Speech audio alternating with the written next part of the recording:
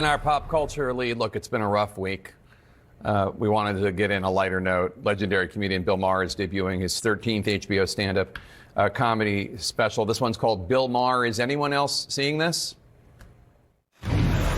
So let's bring in the man himself, Bill Maher, also the host of Real Time with Bill Maher on HBO. We should, of course, note CNN, HBO, both owned by Warner Brothers Discovery. Bill, congratulations on the special. So early on, you say that Trump, quote, got the White House again, but he isn't going to get your mind.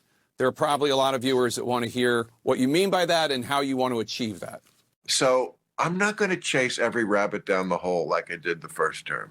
You know, that's what I mean about he's not going to get my mind. He's a kooky guy who says a lot of kooky things, and I'm just not going to pre-hate anything. I'm just going to hope for the best, and then when something serious happens, I'll comment on that.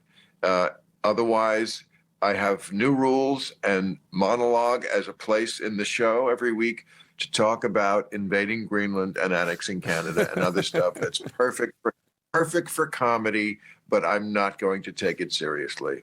So I'm writing an election book, and one of the things I just stumbled on was a monologue you gave in October 2023, in which you warned the Democratic Party of Ruth Bader Biden. You were saying the American people think he's too old. You're worried about this.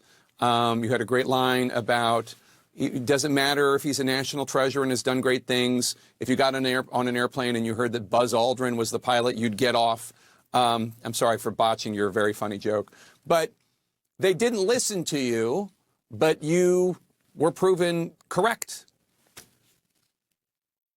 Yeah, and I felt I had standing to make that case because I had for so many years been the only person I know on television who was consistently railing against ageism. I have been saying for years, ageism is the last allowable prejudice that we can have in this country. You can always do the age jokes. You can always rail on people for being too old. And it was, as I said, a case-by-case basis. Some people at 70 act like they're 100 years old, and some people are like 40-year-olds. But this was a case, okay, where Biden was too old. Having made that case that it's a case-by-case basis, I was now saying, yes, some of those cases are that the person just is too old for the job. And he was going to be, much like Ruth Bader Ginsburg, someone who was seen in history as one who stayed at the fair too long and cost his party dearly. And he did.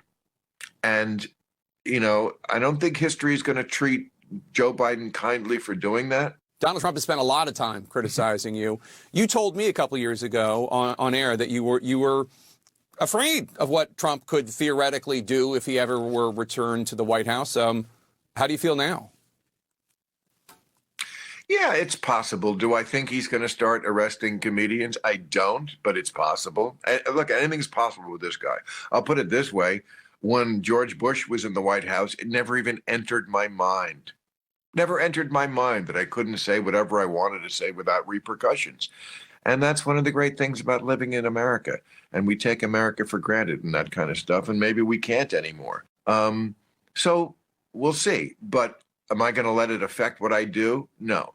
I mean, the day I feel like I can't say what I want without going to Guantanamo Bay, I'll just leave.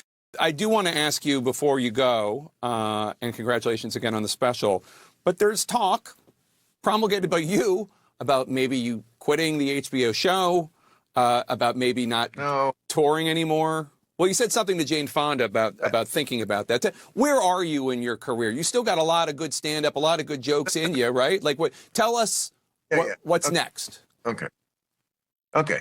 I am stopping doing stand-up just because I'm tired of touring, just because I've been doing it for 40 years. I love it. Look, I love nothing more than being on stage somewhere telling jokes to strangers. It's been my entire life. It's been the most consistent thing in my life. But for those people who say to me, why don't you just do it a little bit? You can't do it a little bit. Stand-up is like being a boxer. You have to be in training. You can't just walk up there and do it. So I've been in training for 40 years. I need a break. And I'm tired of the travel. I'm tired of dragging my ass out of bed on Saturday morning to go to some place after I worked so hard on real time all week. Maybe I'll go back to it. But, I have a podcast. I have a television show. I'm not retiring. And I don't know where this started about I'm getting rid of real time. They're going to have to drag me off of that show. What I was saying was that I didn't want to do another Trump term, not just because I don't think it's going to be possibly a great time for America, maybe, again, not going to pre-hate anything, but because I've already done all the jokes about Donald Trump. I don't know what else to say about the guy. But, of course, he will provide us with a lot of new material, and I'll get into it. But I was hoping that in the episodic television show that is America, I was hoping for some new characters, but it's like they rebooted Matlock, but instead of getting Kathy Bates, they put Andy Griffith back in it. Well, that's good news for those of us who are fans of Real Time with Bill Maher. Bill, always good to see you. Thanks so much. Thanks, Jake. Never missed you.